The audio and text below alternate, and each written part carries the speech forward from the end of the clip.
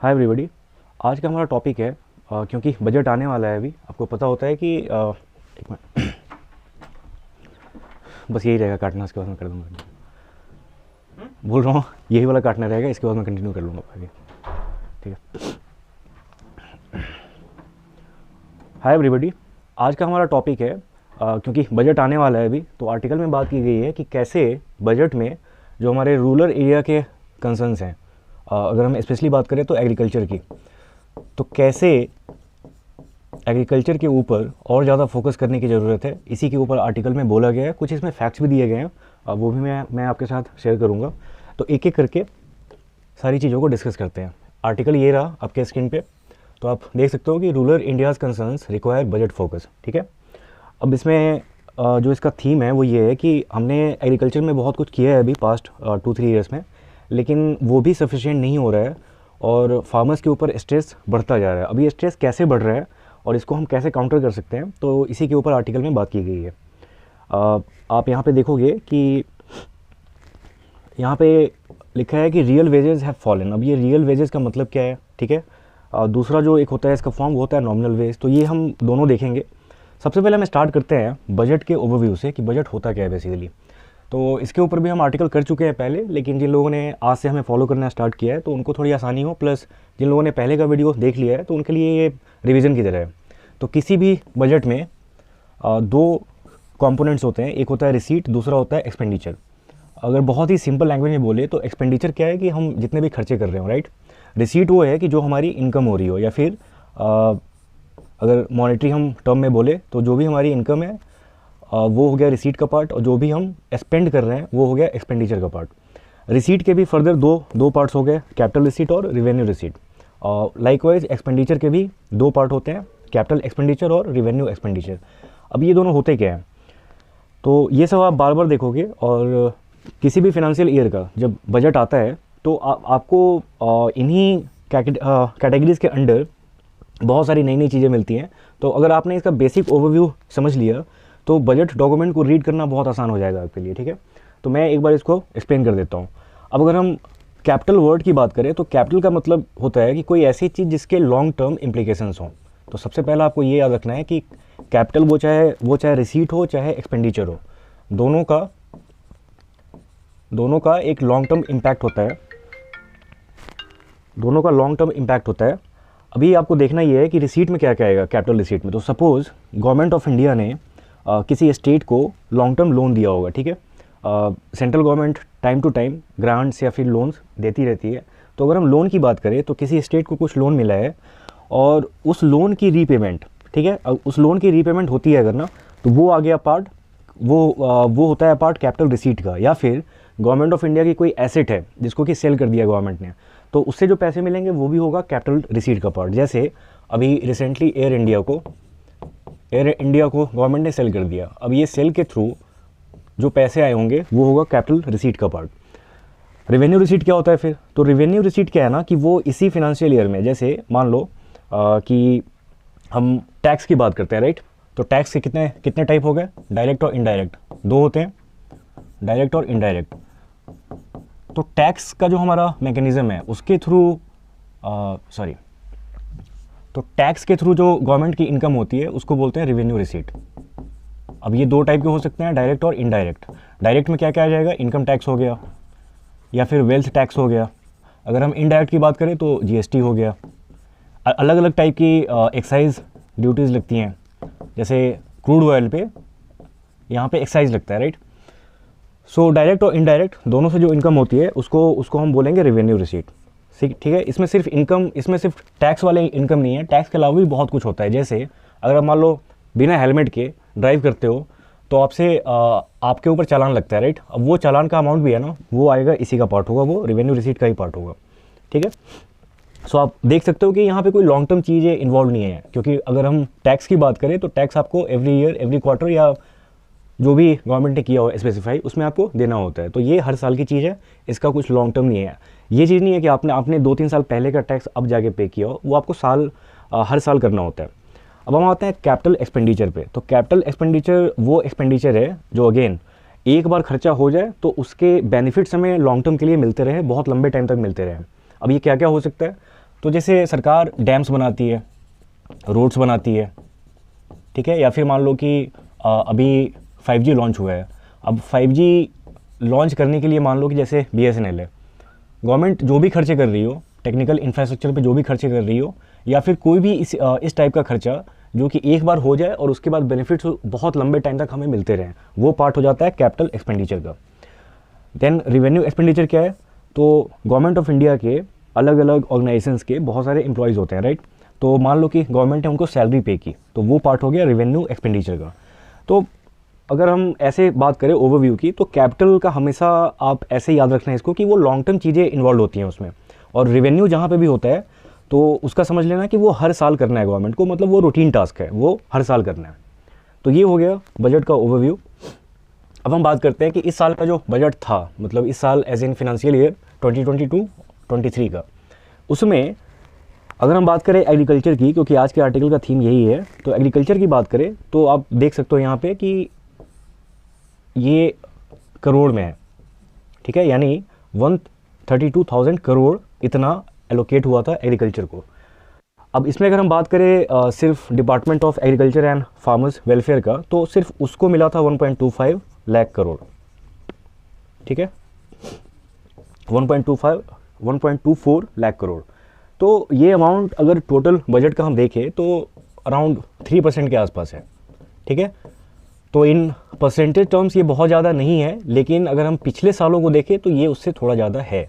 और आर्टिकल में बहुत सारे फैक्ट ऐसे दिए गए हैं जो कि हमें सजेस्ट करते हैं कि ये अमाउंट इस साल और भी ज़्यादा बढ़ना चाहिए। तो वो फैक्ट्स क्या क्या हैं हम एक एक करके देखते हैं अभी। सबसे पहले बजट में एक बात हुई थी कि जो एग्रीकल्चरल बेस्ड स्टार्टअप्स हैं उसको फंडिंग के लिए नाबार्ड को डायरेक्शंस दी गई हैं। तो नाबार्ड यहाँ पे ऐसे स्टार्टअप्स को फंड करेगा, उनकी हेल्प करेगा जो कि एग्रीकल्चर बेस्ड मतलब स्टार्टअप्स ओपन कर रहे हैं। वो कुछ भी हो सकता है, वो हो सकता है कि कल्टीवेशन के उसमें हो, या फिर जैसे मान लो कि यहाँ पे हमने लिखा भी है ड्रोन्स वगैरह का, तो कोई भी चीज़ वो चाहे फार्म मैकेनाइजेशन की हो या फिर कल्टीवेशन से रिलेटेड हो, कोई भी स्टार्टअप हो तो उसको नाबार्ड के थ्रू फंडिंग मिले, ऐसा प्रोविज़न इस बार बजट में दिया गया था। DBT फॉर स्टार्टअप्स नहीं है, ये एक्चुअली MSP है, ठीक है। तो इस बार अगर हम MSP की बात करें तो MSP में अराउंड 2.37 लाख करोड़ इतने रुपए डिस्बर्स किए गए हैं through DBT, direct benefit transfer, ठीक है।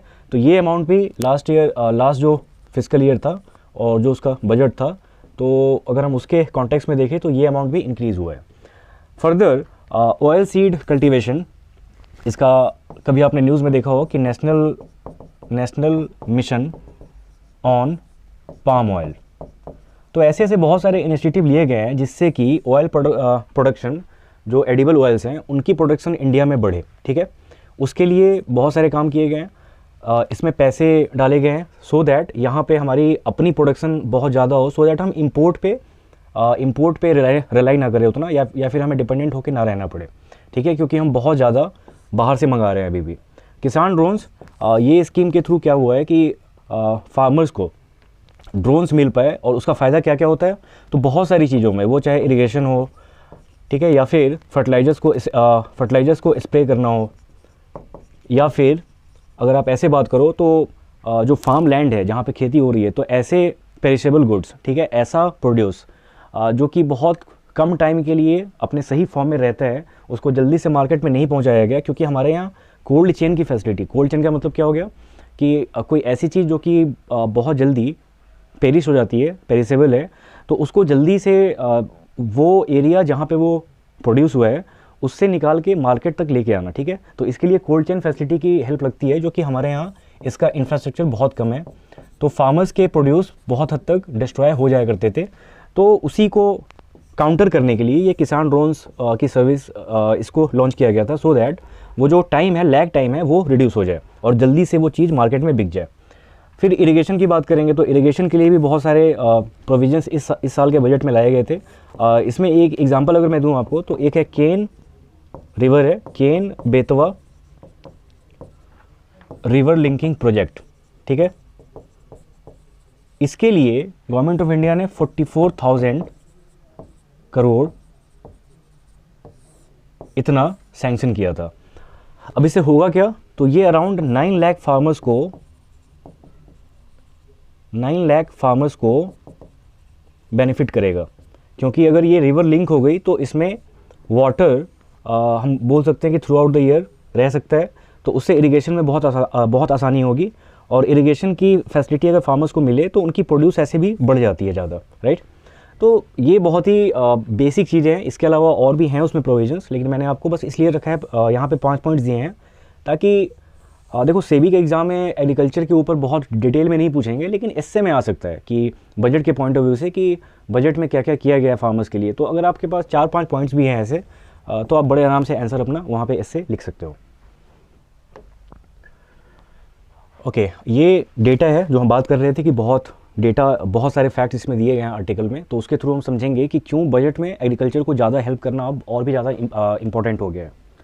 तो इसमें हम देखेंगे कि अगर हम CPI की बात करें, CPI क्या है, कंज्यूमर प्राइस इंडेक्स, इसके ऊपर हम बहुत सारे वीडियोस बना चुके हैं पहले भी। तो CPI को इन्होंने 2 पार्ट्स में बांट दिया, एक है अर्बन के लिए, दूसरा है रूरल के लिए। बताया ये गया है कि जैसे जो डार्क कलर में है वो है रूरल के लिए, और जो लाइट ऐसे आप देख रहे हो ये वाला, तो ये है अर्बन एरिया के लिए। तो अगर आप ऐसे देखो 2020 के बाद, तो आपको ये दिखेगा कि फॉर द मोस्ट पार्ट ये जो रूरल एरिया में CPI है उसकी वैल्यू ज़्यादा है अर्बन CPI से। इसका मतलब क्या हो गया कि सिटीज़ में या फिर अर्बन एरियाज़ में जितनी महंगाई बढ़ी है उससे बहुत ज़्यादा रूरल एरिया में बढ़ी है, राइट। अब रूरल एरिया में महंगाई बढ़ी है तो वो एक बहुत ही बोल सकते हैं ऐसा हम कि प्रॉब्लमेटिक सिचुएशन है। क्यों? क्योंकि अर्बन एरिया में लोगों की इनकम हो सकता है एक से ज़्यादा सोर्सेज से है, और जो वॉल्यूम होता है, ठीक है, वो भी ज़्यादा होता है। रूरल एरिया में लिमिटेड ऑप्शंस होते हैं लोगों के पास, तो अगर वहाँ पे महंगाई बढ़ी है तो उसको टैकल करना लोगों के लिए, रूरल एरिया के लोगों के लिए मुश्किल होता है, ठीक है। तो एक तो आपने ये एंगल समझ लिया कि रूरल एरिया में महंगाई ज़्यादा रही है अर्बन एरिया से। अब हम आते हैं कि अगर हम वेज ग्रोथ की बात करें, क्यों जो हमारी सबसे पहली वीडियो थी जो हमने बनाई थी इन्फ्लेशन को लेके, जिसमें हमने बात की थी कि इन्फ्लेशन अच्छा होता है इकोनॉमी के लिए या फिर बुरा होता है, तो हमने उसमें ये देखा था कि इन्फ्लेशन के बढ़ने से, इन्फ्लेशन अगर एक लिमिटेड एक्सटेंट तक बढ़े, जो कि RBI ने बोला है कि 4% के आसपास रहना चाहिए, इससे इकोनॉमी को हेल्प मिलती है। अब इसकी लोअर लिमिट उन्होंने सेट की थी 2% और अपर लिमिट थी 6%। सो 2 से 6 के बीच में ही रहे, आइडियली 4 रहे। लेकिन कई बार ऐसा होता है कि 2 से कम हो जाता है, कई बार ऐसा होता है कि 6 से ज़्यादा हो जाता है, जो कि अभी चल रहा है बहुत लंबे टाइम तक 6 के ऊपर था, 8 to 10 के बीच में चल रहा था, ठीक है। तो अगर इतनी महंगाई बढ़े तो आइडियली अगर महंगाई बढ़ रही है तो फिर लोगों की इनकम भी उसी रेशियो में या फिर उसी परसेंटेज में बढ़नी चाहिए, सो दैट इन्फ्लेशन का ज़्यादा इम्पैक्ट लोगों पे ना पड़े, ठीक है। बट प्रॉब्लम ये हो गई कि जैसे मान लो इन्फ्लेशन का रेट है 6%, तो अगर लोगों की सैलरी या फिर हम अगर फार्मर्स की बात कर रहे हैं इस आर्टिकल में, तो फार्मर्स के कॉन्टेक्स्ट में ही देखते हैं अभी, तो अगर फार्मर्स की इनकम भी 6% से बढ़े तो जो इन्फ्लेशन का इम्पैक्ट है वो फिर निगेट हो जाता है। बट यहाँ पे प्रॉब्लम ये हो रही थी कि इन्फ्लेशन मान लो कि 6% से बढ़ा, लेकिन फार्मर्स की इनकम वो बढ़ी 4% से, तो मतलब कि अभी भी -2% का गैप है, ठीक है। तो यही इसमें बताया गया है कि 2019 के बाद ये जो रियल वेज ग्रोथ था, रियल वेज ग्रोथ का मतलब यही होता है जो मैंने आपको बताया।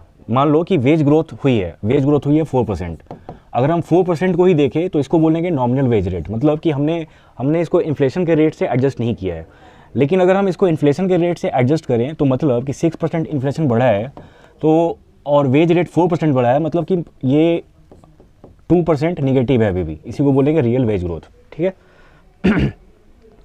तो ये मैंने आपको समझा दिया कि रियल वेज ग्रोथ 2019 के बाद बहुत महीने तक नेगेटिव में रहा है, ठीक है। देन आती है बात demand for FMCG good. FMCG का मतलब क्या होता है? Fast moving consumer goods. हम डे टू डे लाइफ में जो चीज़ें कंज्यूम करते हैं, जैसे मान लो कि बिस्किट्स हो गए, ठीक है, सर्फ है, सोप्स हैं, तो ऐसे डे टू डे लाइफ में जो भी चीज़ें हम कंज्यूम कर रहे हैं वो सब आएगा FMCG में। अब क्योंकि ये डे टू डे लाइफ के जितने भी गुड्स हैं उसकी बात कर रहे हैं, तो ये बहुत इंपॉर्टेंट हो जाता है हमारे लिए। क्यों? क्योंकि देखा ये गया है कि इसकी डिमांड रूरल एरिया में घट गई है। अब वो क्यों घटी है? तो ऑब्वियस ही बात है कि महंगाई 6% से बढ़ रही है, लेकिन उनकी इनकम 4% से ही बढ़ी है। उनकी जो वेजेज है वो उसमें ग्रोथ 4% से हुआ है, ठीक है। तो मतलब कि जो डिस्पोजेबल इनकम है वो फार्मर्स की कम हो गई है। डिस्पोजेबल इनकम का मतलब क्या हो गया कि जितने पैसे हैं आपके पास उसमें से तो बहुत बड़ा चंक चला जाता है इसमें कि महंगाई बढ़ गई है, तो आपकी बाइंग कैपेसिटी कम हो जाती है। बाइंग कैपेसिटी अगर आपकी कम हो जा रही है तो आप कम से कम चीज़ों को खरीदोगे, सो दैट बस आपका काम चलता रहे। तो इसलिए डिमांड में डिक्रीज़ हुआ है। अब इन्होंने बात की एग्रीकल्चरल स्ट्रेस के ऊपर।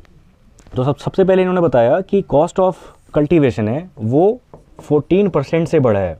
कॉस्ट ऑफ कल्टीवेशन का मतलब क्या हो गया कि जो खेती करने में कॉस्ट आता है शुरू से लेके मतलब कि जब आप लैंड को प्लाउ करते हो वहाँ से लेके, चलो आपने बाद में इरिगेशन किया उसमें, फिर उसके बाद फर्टिलाइजर्स डाले, फर्टिलाइजर्स डालने के बाद जब मान लो कि प्रोड्यूस हार्वेस्ट करने लायक हो जाता है तो फिर हार्वेस्टिंग में भी आता है कॉस्ट, राइट। फिर उसके बाद लेबरर्स हैं, तो ये सारा कॉस्ट लेके मिला के जो इसका एवरेज है वो है 14%। वो 14% से बढ़ा है with respect to last years cost of cultivation. अगर उसमें हम सिर्फ मशीन लेबर कॉस्ट की बात करें, मशीन लेबर कॉस्ट क्या हो गया, जैसे मान लो कि हार्वेस्टिंग के टाइम पे ट्रैक्टर्स मंगाए जाते हैं, ठीक है, थ्रेसर्स आते हैं, तो उनको भी एम्प्लॉय करने का कुछ कॉस्ट है, क्योंकि जो भी उसका ओनर है वो आपसे कुछ पैसे लेगा तभी वो अपनी सर्विसेज आपको देगा।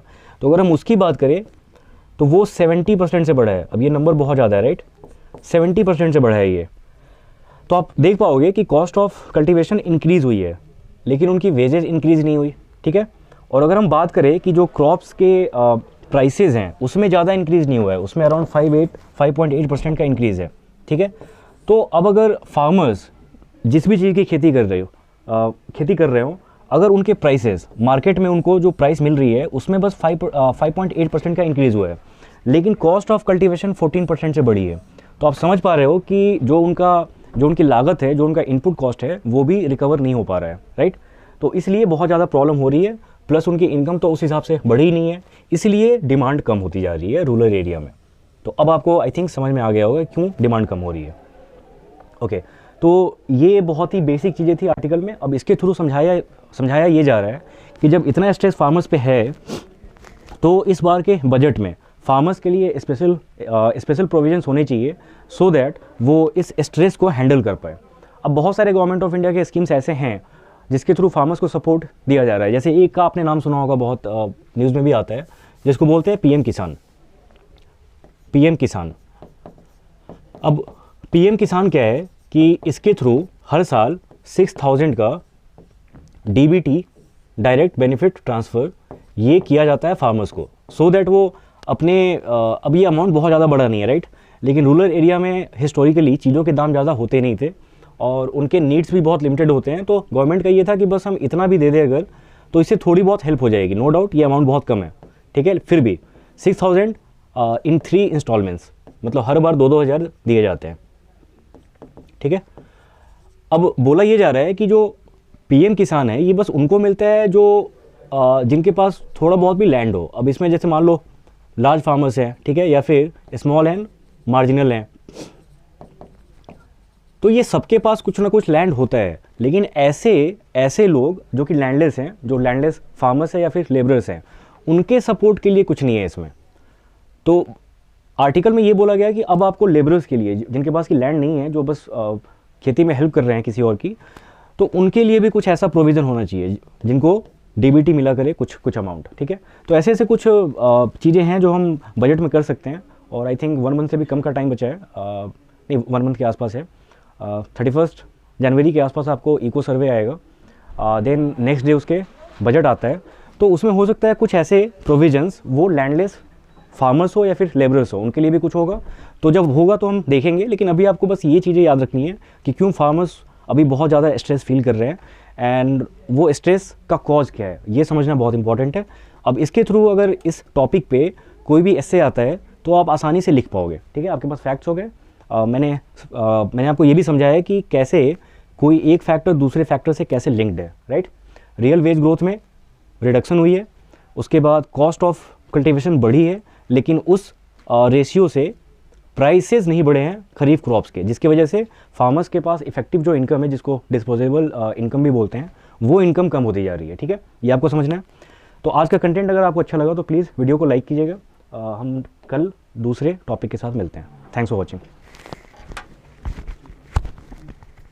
हो गया ऑफर वाला बनाना। एक चीज़ और है, थोड़ा